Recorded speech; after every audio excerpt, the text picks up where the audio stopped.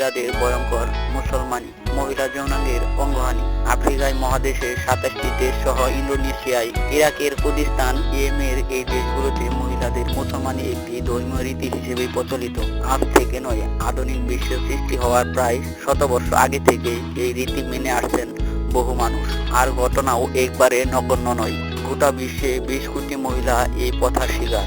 অনেকে জীবনও গিয়েছে, অনেকের পঙ্গুতে শিকারও হয়েছেন। তবে একবারে বন্ধ হয়নি মহিলাদের মুসলমানি। শিশুকন্যা জন্মের পর থেকে 39 বছর বয়স হওয়া পর্যন্ত যে কোনো সময়ে মুসলমানি করানো হয়। উল্লেখ্য, পুরুষদের ক্ষেত্রে এই মুসলমানি প্রথা বিশ্বের সর্বত্রই প্রচলিত, কিন্তু মহিলাদের মুসলমানির ক্ষেত্রে নিষেধ জারি করেছেন অনেক আধুনিক দেশগুলো। এমনকি এই প্রথার ব্যবহারিক প্রয়োগের কড়া শাস্তি হবে প্রয়োগকারীর এমন ব্যবস্থাও নিয়েছেন দেশের সরকার। সেখানে মহিলাদের মুসলমানিকে FGM ফিমেল জেনারেল মিউটিলেশন একটি আইনি অপরাধ হিসেবে দেখা হবে। স্থানীয় ভাষায় মহিলাদের মুসলমানি হলো নারীর শরীরের কিটোরিস কেটে বাদ দিয়ে দেওয়া। নারীর শরীর থেকে কিটোরিস বাদ দিয়ে দেওয়ার ফলে নারীর দেহে অনেক সমস্যা সৃষ্টি হয়। বিজ্ঞানের যুক্তি অনুযায়ী এই প্রথা অস্বাস্থ্যকর। এবার সরাসরি আসা যাক ইসলামের ব্যাখ্যায়। যারা এই প্রথা মানেন তাদের কাছে যুক্তি প্রশমিত করেই এই প্রথা দরকার।